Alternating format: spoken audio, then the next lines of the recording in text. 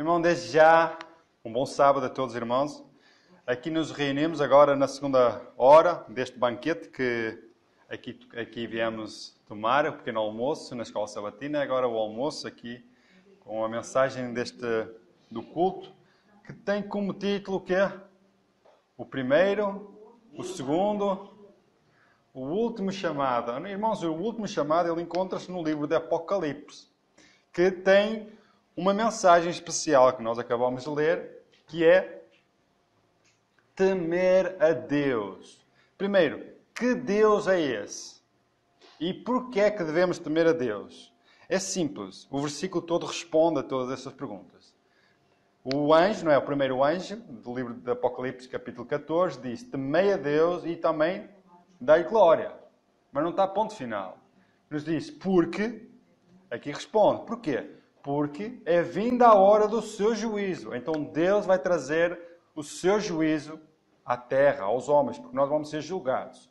E também diz assim: e adorai aquele que fez o céu, a terra e o mar e as fontes das águas. Praticamente o Deus que criou todas as coisas. Irmãos, é interessante que nós lemos numa parte da Bíblia, principalmente nos 10 mandamentos, algo parecido. Porque em 6 dias fez o Senhor os céus, a terra, o mar e tudo que neles há. Então, o Deus que Apocalipse nos chama, atenção, é o Deus que criou todas as coisas. É o Deus que escreveu aqueles 10 mandamentos em tábuas de pedra.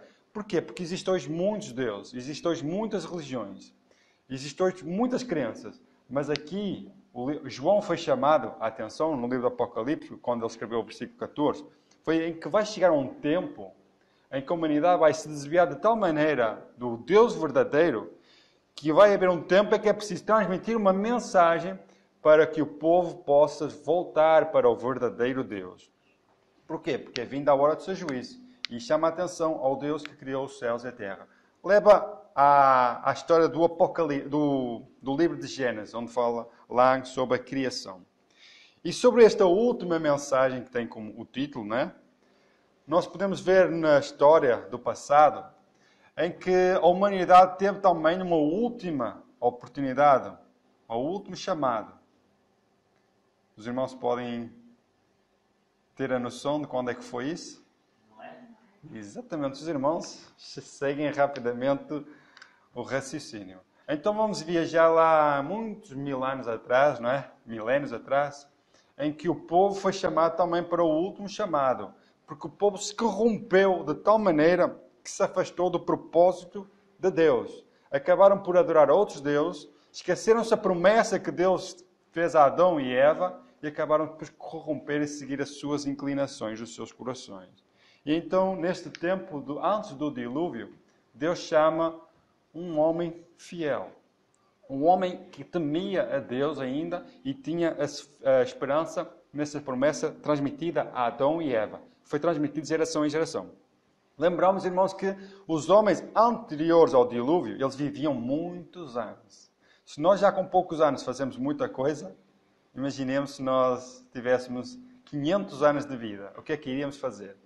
Eu acho que tínhamos que viajar este mundo todo e já não chegava, já podíamos conhecer outros mundos, porque tínhamos tempo suficiente para isso. Mas hoje, infelizmente, e felizmente, Deus encurtou a nossa vida também, porque na maldade do homem era contínua, era má continuamente, como fala no livro de Gênesis capítulo 6. Aqui nos testemunhos, no livro de História da Redenção, eu amo este livro, irmãos, não sei se os irmãos também gostam muito, eu amo este livro. Nos diz assim: mais de 100 de anos antes do dilúvio, o Senhor mandou um anjo ao fiel Noé para fazê-lo saber que ele, Deus, não mais teria misericórdia da raça corrupta. Mas não queria que ignorassem o seu desígnio. Instruiria a Noé e faria dele um fiel pregador para advertir o quê? O mundo da breve destruição, para que os habitantes da terra ficassem sem escusas, sem desculpas. Então, praticamente, Deus viu a condição em que o mundo se encontrava E nós vemos isto em Gênesis capítulo 6, que nos diz: e viu o Senhor que a maldade do homem se multiplicara sobre a terra. E diz que toda a imaginação dos pensamentos do seu coração era só má. Podemos ficar por aqui, não é? Má. É uma vez ou outra, mas má continuamente. E foi exatamente por causa disto que Deus teve que intervir. Porquê? Porque já não havia ninguém para a glória de Deus. Jesus faz uma comparação. Antes da vinda de Jesus, antes da segunda vinda, ele faz uma comparação com alguns dias assim lá atrás. Ele chamou a atenção a quem? Aos seus discípulos sobre o quê? A segunda vinda. E ele nos diz aqui em Mateus 24, versículo 37 e o 38, nos diz: e como foi nos dias de Noé, assim também será onde? A vinda do Filho do Homem. Porquanto, assim como nos dias anteriores ao dilúvio, comiam, bebiam, casavam e davam-se em casamento, até o dia em que Noé entrou na arca. Irmãos, tudo normal parece, não é? Comiam, nós hoje também comemos. Bebiam, também bebemos. Casavam, também casamos, certo? Então a pergunta é, qual é o mal? O mal disto é que Deus criou uma lei, uma regra. Tudo em harmonia. Porque Deus é um Deus de justiça, é um Deus de ordem. Infelizmente o homem procura muitas invenções. E acabam por fazer estas coisas normais, mas não para a glória de Deus, mas para a sua própria glória, para o seu próprio interesse. Não é? Então comiam sem limites, não é? De tudo o que queriam. Acabavam por fazer aquelas festas, etc. E muitas coisas más, mas que não era para a glória de Deus. Aqui casavam e davam-se em casamento. Irmãos, é aqui que eu quero me focar. Sobre o casamento. Porquê? Porque o casamento é uma instituição divina. Deus criou lá no Éden antes do pecado. Deus fez o homem e a mulher. Adão, e da costela de Adão, tirou a mulher. E fez e levou para o homem para que ela fosse sua companheira, sua ajudadora. Isso é o casamento entre homem e mulher. É algo criado antes do pecado. E é sobre isso que eu quero trazer para hoje. O quê? O propósito disto, irmãos, é não deixar com que o mundo influencie a nossa mente. O foco disto é restaurar a nossa mente para o assim diz o Senhor. O foco é isto, é para que o mundo veja tudo isto e não ache que isto é tudo natural. Temos que fazer a separação do que é natural e o que é normal. Porque não podemos chamar o normal de natural, porque as coisas vão mudando. Mas o natural é sempre natural. E o que eu quero chamar a atenção então é o casamento. O que é que nos diz? Os irmãos conhecem este pastor, Rodrigo Silva, além de ser pastor também é arqueólogo. Ele falou sobre o relacionamento saudável no casamento. E eu queria trazer para os irmãos este pensamento dele, que tem 2 ingredientes que fazem a diferença. Os irmãos depois têm aqui o site se quiserem acompanhar. Diz assim, ele mesmo: observando a forma como a Bíblia descreve a importância de uma boa relação entre os cônjuges para que esse vínculo seja realmente inquebrável, é essencial escolher alguém com pensamentos alinhados aos seus, quando procurar pelo seu par ideal. E também, encontrar alguém com a mesma crença religiosa era bastante importante para construir um relacionamento duradouro, capaz de atravessar o tempo até que a morte os separe. Simples. Não foi preciso buscar a palavra de Deus para isso. Este homem usa 2 pontos que chamam a atenção para um relacionamento saudável. Não quer dizer que os relacionamentos sejam todos saudáveis, porque o casamento ele é perfeito. O que não é perfeito é os cônjuges, né? Porque eles têm que se moldar. E aqui diz que os 2 pontos principais para que este relacionamento seja saudável é pensamentos alinhados. Isto é, um não pode estar lá em cima a pensar uma coisa e o outro cá em baixo a pensar outra. Temos que subir e o outro descer, subir até ficar alinhados. Esse é o ponto principal para que o relacionamento dê bem. Isto é, a Bíblia nos diz que porventura andarão 2 juntos se não tiverem de acordo, né? A Bíblia já nos diz isso. E também fala sobre as suas crenças, os seus ideais, a sua fé. É importante ter a mesma crença religiosa, né? Aqui o relacionamento, a crença é muito importante. Porquê? Porque a Bíblia diz lá em 1 Coríntios, o apóstolo Paulo diz para não buscarmos o jugo desigual, não é? Porque que comunhão terá a luz com as trevas. O problema de hoje é que o mundo ensina que, mesmo sendo diferentes, o que interessa é o amor. Estão a entender? Mesmo um dizendo que o preto é branco e o branco é preto, não é? Quando o preto é preto e o branco é branco, não há como discutir. O problema é quando dizem o contrário. Algo que é preto e diz, não, aquilo é branco. E querem dizer que aquilo é branco quando realmente é preto. Isto é violar a nossa consciência e mudar toda a norma que Deus estabeleceu. Então, sobre este pensamento, os pontos principais do relacionamento para o casamento, Deus criou homem e mulher e fez a união, o casamento. E teria que ser sempre assim para que tudo seja de acordo com a vontade de Deus. O problema foi quando o primeiro homem fugiu um bocadinho à regra. Os irmãos sabem quem foi o primeiro homem que fugiu um bocadinho à regra? Simples, a Bíblia fala. Gênesis capítulo 4, versículo 19. Lameque. O que é que Lameque fez? Diz, e tomou Lameque para si 2 mulheres. Quantas mulheres é que Deus trouxe a Adão? 1. A norma era essa. Então vemos que Lameque saiu um bocadinho dessa norma e, infelizmente, acabaram por desonrar o Criador. Lameque é da linhagem de Caim, não é? São aquele povo que acabaram por se desviarem de Deus. Não é? Caim se desviou de Deus, buscando os seus próprios interesses, a sua maneira de cultuar, e acabou por fazer tudo o que é o contrário. E isso foi transmitido de geração em geração. Irmãos, na história da Bíblia, qual foi o casamento que deu certo com 2 mulheres? Já com uma é difícil.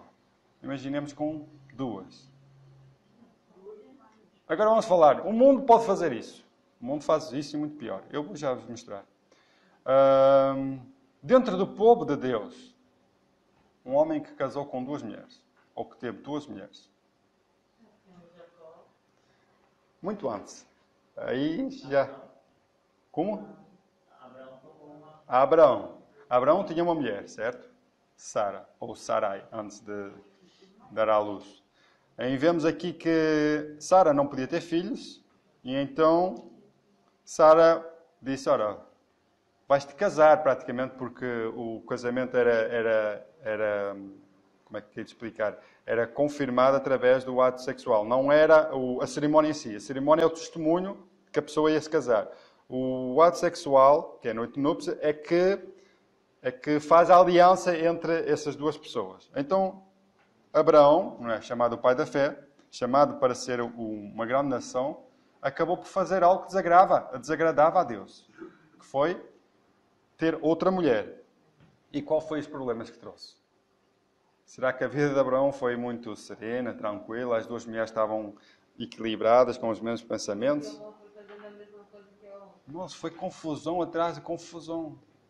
Confusão atrás de confusão. E inveja atrás de inveja. As duas mulheres. Sem falar que quando os filhos nasceram, não é? E quando havia Ismael, não havia aquela confusão toda. Mas quando veio Isaac, então houve uma guerra lá dentro. Sara queria que Abraão expulsasse Agar, porque não podia mais conviver com ela, por causa dos filhos, da rivalidade, etc. E como é que estaria agora Abraão no meio dessa situação? Ok, Sara, não fui eu que pedi para que tomasse Agar. Foste tu quem tomasse essa decisão. Empurraste aqui para apressar os planos de Deus. E agora vêm as consequências. Ok, Sara não é a minha mulher, mas Ismael é meu filho. Aqui, lançar fora Sara ainda era aquela coisa mais fácil, não é? Agora, Ismael... exatamente, Agar. Agora, Ismael, meu filho. Mas Deus disse a Abraão, atenta à vontade da tua mulher, e eu também irei proteger a Agar, e também Ismael, também farei dele uma grande nação, e ele também dele será povos e reis também. Portanto, diz porquê? Porque não ia haver harmonia dentro do lar. Apesar do mal estar feito, Deus, em sua misericórdia, ainda providencia tudo para que possam ter um casamento feliz. E logo a seguir também, 2 gerações depois, também vemos dentro do povo de Deus algo também que acabou por trazer infelicidade. Foi que a irmã disse, Jacó queria uma mulher, quando casou foi com outra, trabalhou 7 anos para ter outra mulher e então tinha 2 mulheres, que eram 2 irmãs, certo? E o problema é que essas 2 irmãs, rivalidade, o que aconteceu? Mais 2 mulheres para complicar a situação ainda. 4 mulheres que ele teve. Enfim, vemos que tudo isto, irmãos, mesmo sendo povo de Deus, acaba por trazer infelicidade à família e isso transmite-se para os seus filhos e vemos a rivalidade e o descontentamento de tudo isto. Então vemos que tudo isso, quando nós fugimos às regras, à ordem que Deus estabeleceu, o que é que colhemos? Sofrimento e maldição. Então Deus chama para nós termos uma mente simples, uma mente direta à vontade de Deus. Ainda que isto venha contra a nossa vontade. Porquê? Nós temos a tendência de sempre desobedecer. Sempre buscar os nossos interesses. Por isso a Bíblia serve de guia. Ela é luz para os nossos caminhos, como diz o salmista. Então nós devemos orientar hoje. Irmãos, o problema disto é que o mundo hoje faz tudo o que é ao contrário de Deus. Estão a entender? E aqui a pergunta, como será hoje o casamento? Nós sabemos qual é o casamento segundo a Bíblia. E hoje?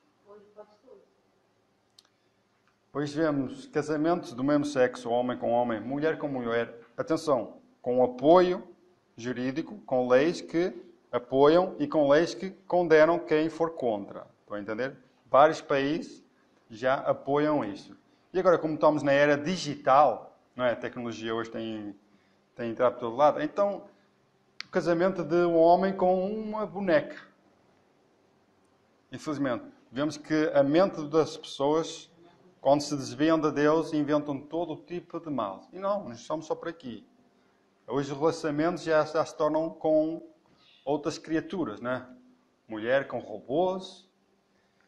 E, além disso, já estamos muito mais à frente. Isto é, no caso de não haver pastor ou padre, acabamos por buscar um robô que acaba por fazer a cerimónia do casamento. A pergunta é como é que Deus se comunica através de um robô para que abençoe, então, o matrimónio. Aqui o que está certo é o homem, mulher, mas no meio...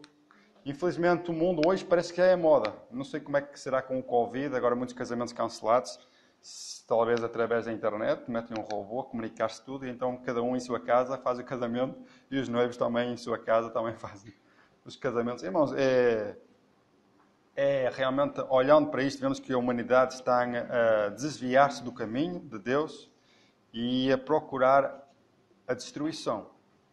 E o problema não é o mundo, irmãos. Isto aqui o mundo já pratica. O problema é a igreja. Hoje, muitas igrejas cristãs, o que é que elas fazem? Elas praticam, elas apoiam o casamento homossexual. Aliás, até existe, desculpem-me lá o que estar a dizer, mas é uma realidade. Até o Papa Francisco diz que a autoridade civil deve criar leis para defender a homossexualidade, porque as famílias devem ser felizes, devem ser protegidas.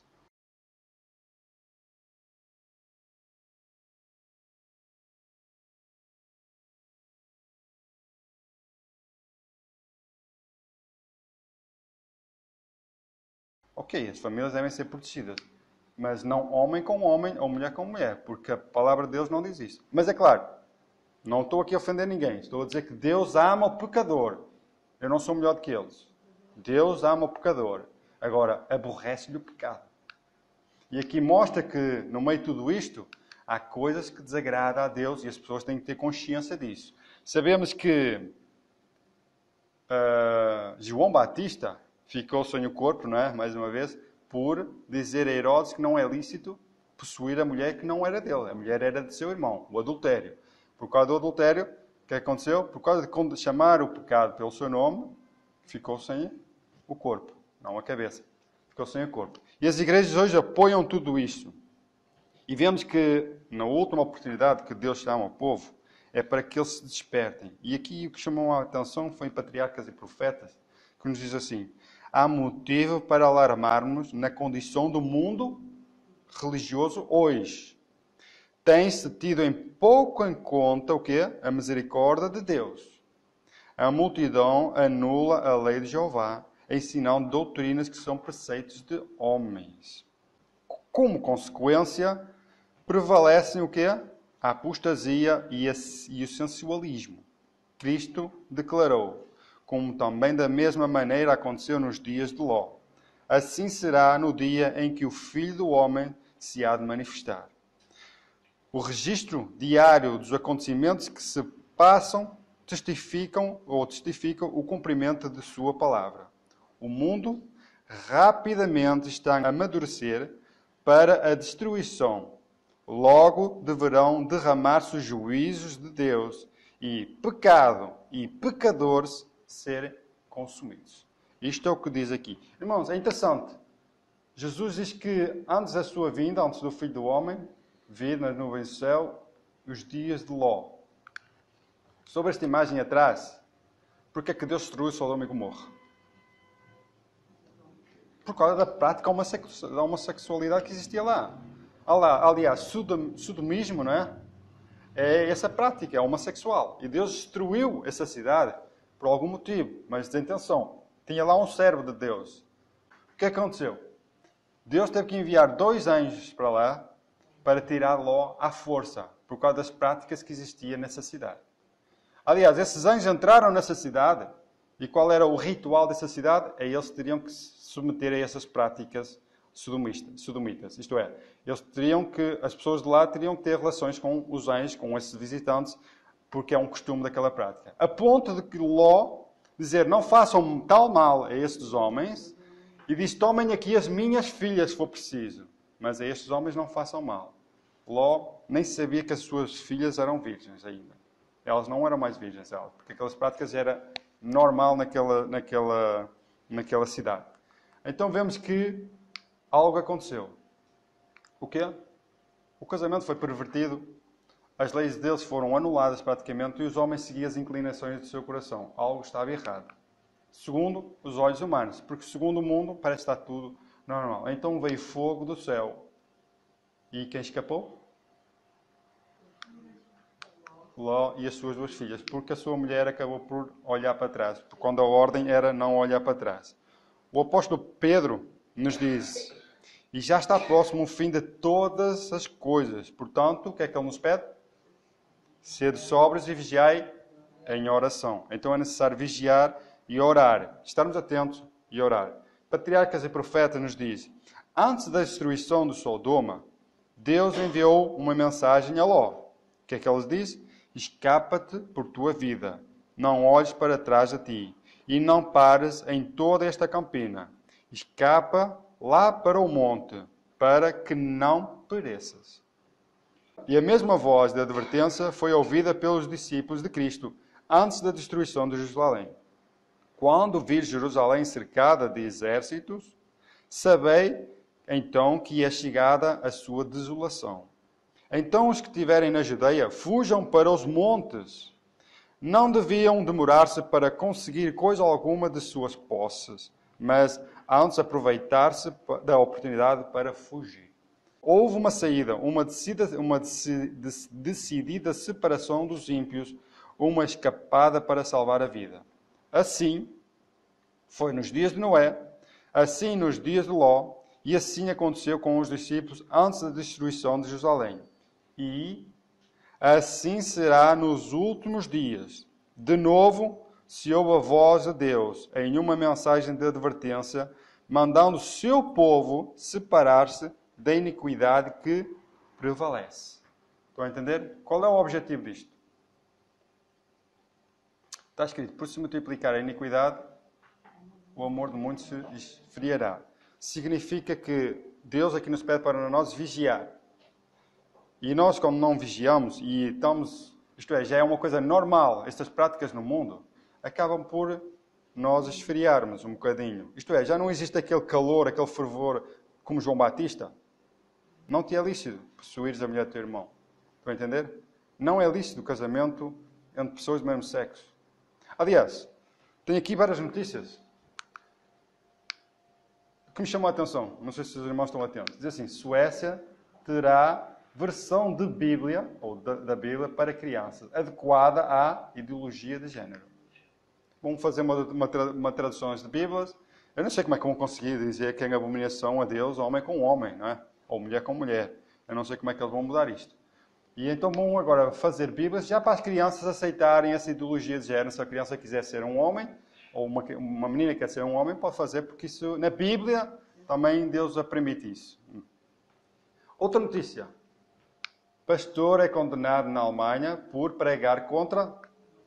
Ou a lei já está a favor sobre esses movimentos e já condena pastores que falam o que diz a Bíblia. Irmãos, esta notícia é do dia 14 de dezembro. Hoje são 19. Esta notícia é tudo deste mês. E mais aqui. Lei na Noruega pune quem criticar pessoas LGBT, inclusive dentro de suas casas. Por outras palavras, fecha-se a Bíblia, arruma-se a Bíblia e comamos e bebamos, porque amanhã morreremos. É essa a esperança do mundo. Mas, como povo, porque é este o foco, é chamar a atenção ao povo de Deus, não se conformar com o que o mundo vive. Porquê? Porque, como acabamos de ler, está tudo a amadurecer para quê? Para ser queimado. Agora, o que Deus quer? Deus não tem prazer na morte do ímpio. Deus não deseja que nenhum morra, mas que todos venham a salvar-se. Como? Que se arrependam. E como é que eles se arrependem se não há quem pregue? Estão a entender? O que é que aconteceu com este pastor? Pregou contra a homossexualidade. O que é que aconteceu? O governo multa. Estão a entender?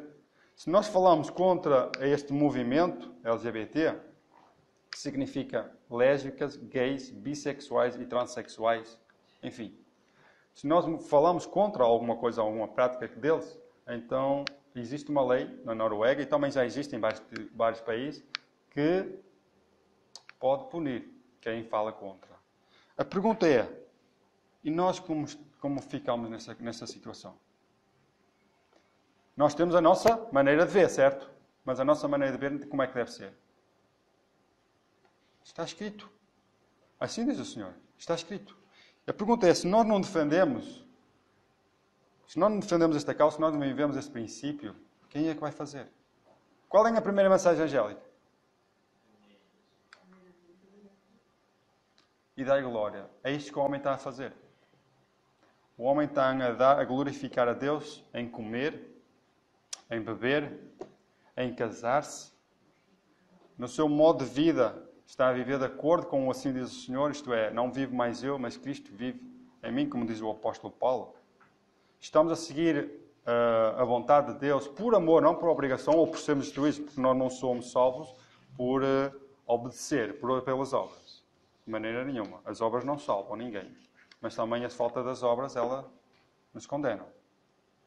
Nós somos salvos unicamente por Cristo. Unicamente. Agora, as obras testificam se nós aceitamos a Jesus ou não. Porquê? Porque eu digo isto e bato sempre na mesma tecla. Eu não posso dizer que amo a minha mulher quando a traio. Certo? E como eu posso dizer a Deus que o amo se não guardo os seus mandamentos? Estão a entender? A pergunta é, como pode o mundo cristão hoje, não estou a falar no mundo, o mundo cristão, os que se dizem cristãos, amar a Deus quando buscam os seus interesses e as suas ideias e as suas vontades? Quando procuram mudar a verdade de Deus em mentira e acabam por aceitar tudo aquilo que é abominável a Deus. Irmãos, as leis elas estão a apertar cada vez mais. Nós estamos a chegar a um ponto em que a lei de Deus vai ser completamente anulada. E o último ato do inimigo, usando os governos, já destruiu o casamento, já destruiu todas as instituições que Deus colocou, a menos uma. E essa sabemos que nunca será destruída. O sábado. Quando chegar a hora em que, por decreto, temos que trabalhar ao sábado e descansar ao domingo, em que devemos consagrar-nos e guardar o domingo como o dia do Senhor, como o dia da família, etc. Aí é que vamos ver quem são os fiéis. Quem são aqueles que vão se manter junto com Cristo ou se vão fugir, como foi hoje na lição da escola sabatina.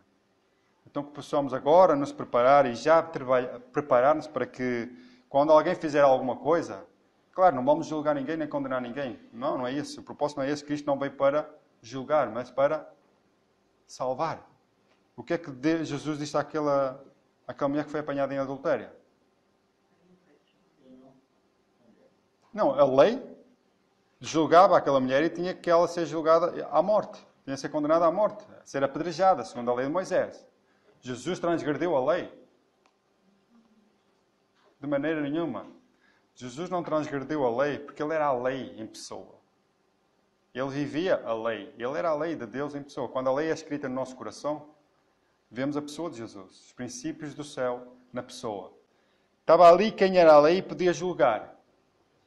Mas ele mesmo não julgou. Interessante que os homens cometeram todo o tipo de pecados que não tinham moral para julgar uma pessoa, queriam julgar. Quantos é que julgaram? Nenhuma. Então mostra aqui que Jesus, em sua misericórdia, mesmo a pessoa cometendo pecados, ele chama a pessoa ao arrependimento.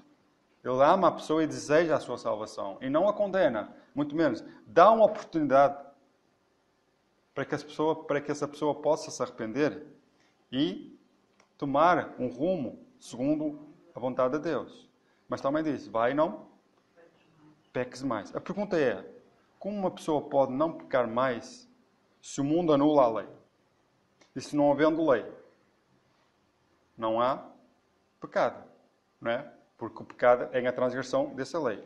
Se não há lei, se não há pecado, anula-se o sacrifício de Cristo, porque Cristo veio morrer pelo pecador que transgrediu a lei. Então está tudo ligado. Se nós rompemos um desses princípios, acabamos por focar Cristo. Não, isto é, perdemos o foco a Cristo. E é exatamente isto que o mundo está a fazer. Infelizmente, muitas igrejas apoiam isto, não condenam, não chamam o pecado pelo seu nome. E aqueles que chamam, aqueles que chamam o pecado pelo seu nome acabam por serem desprezados e rejeitados. Foi exatamente o que fizeram com Cristo. O que é que fizeram com ele? Fizeram de tudo para o condenar e para o crucificar. Então, irmãos, que possamos agora, neste último chamado, fazer uma reforma nas nossas vidas, não permitir com que nós pratiquemos estes males, mas que chamemos, que Deus nos use para quê? Para que fazer a sua obra de restaurar o coração das pessoas e voltarem-se para Deus. Esta é a mensagem do Espírito de Elias, de levar de novo o coração dos pais aos filhos, dos filhos aos pais, para que venham à presença do Senhor, para que assim na família Cristo se faça presente. É esse o desejo para mim e para todos nós, que possamos ser um instrumento nas mãos de Deus para fazer essa obra. Deus abençoe.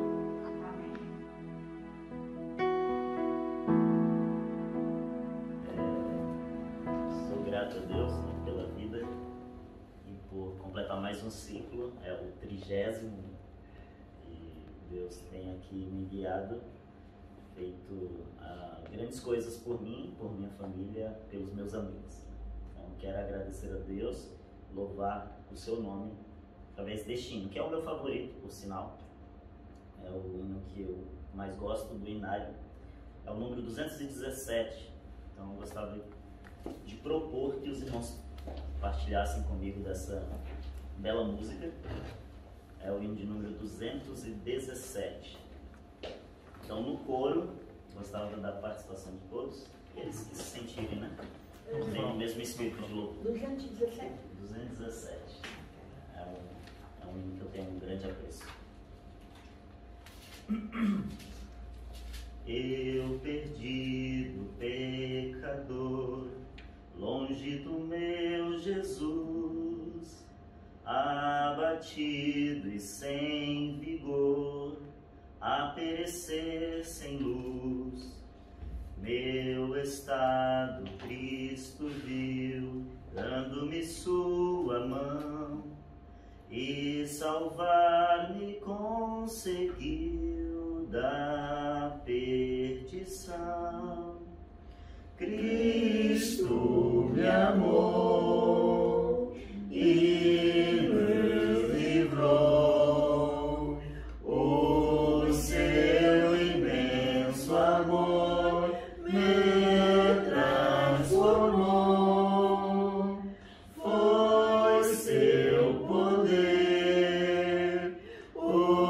Seu querer